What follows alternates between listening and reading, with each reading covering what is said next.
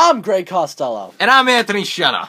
And we did our project on the deterioration of the Compsons, specifically looking through the lens of suicide and alcoholism. Here we go!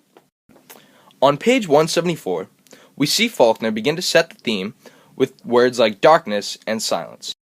We begin to realize that Faulkner is talking about Quentin's suicide when he says, "A quarter hour yet, and then I'll not be."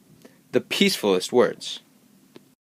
These words are peaceful to Quentin because he realizes that he will be able to leave the troubles of the world behind through suicide. Quentin begins to ponder the use of alcohol, which is a technique that his father uses to dull such horrible feelings that they have. This symbolizes the South's incapability of accepting the horrible things that they have done, nor the ability to change. Quentin is clearly mentally deranged throughout this book, and his section. As you can see in this line, and through his thoughts of suicide, you can tell that he wants to take on the role of Jesus. Watching pennies has healed more scars than Jesus, and I suppose I realize what you believe I will realize up there next week or next month. Faulkner then reveals that Quentin never really wanted to go to Harvard. It was simply his mother's dream. He writes, "Then you will remember that going to Harvard has been your mother's dream since you were born, and no Compson has ever disappointed a lady. And temporarily, it will be better for me, for all of us, and every man is the arbiter of his own virtues, but let no man prescribe for another man's well-being." This means that Quentin simply wants to make his own decisions and move away from the Compson values. But that is not possible, and the only way he finds he can get out of this is through suicide. Faulkner then writes in the second paragraph, "The last note sounded." This signifies Quentin's death. Quentin wants to die, and he will then soon jump off a bridge into the river, which signifies the cleansing of his troubles and all of the values that he stood for. It is most evident that Faulkner is trying to express the deterioration of the family on page 164. Two examples of purity and progression are Dalton Ames, who Caddy is having an affair with, and water, that is a natural cleanser.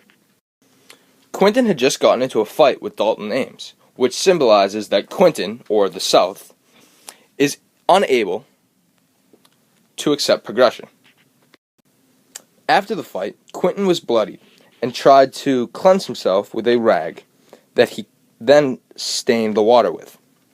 This symbolizes Quentin's internal conflict, saying that he would rather fight and die for his cause rather than to accept purity and the progression that comes with that. Finally, Quentin was stained with the blood on his jacket, showing that he was completely incapable of fully changing his beliefs and progressing.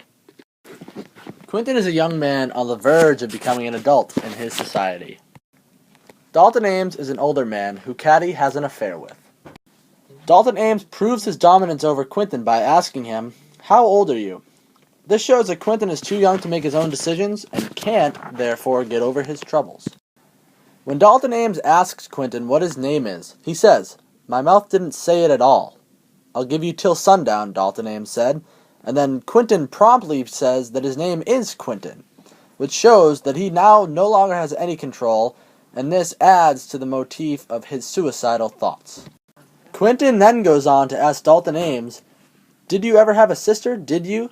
And Dalton Ames promptly says, "No, but they're all bitches." That means that Quentin is trying to protect Caddy in her movement forward and her rebellion, but he can't. Quentin then hits Dalton Ames, which shows that he wants to hit the people that are getting in the way of him and progressing with Caddy. Dalton Ames then drops a cigarette into the water during the fight. A cigarette represents Dalton Ames, and the water represents Caddy. And the cigarette falling into the water represents Dalton Ames tainting Caddy's rebellion and movement forward.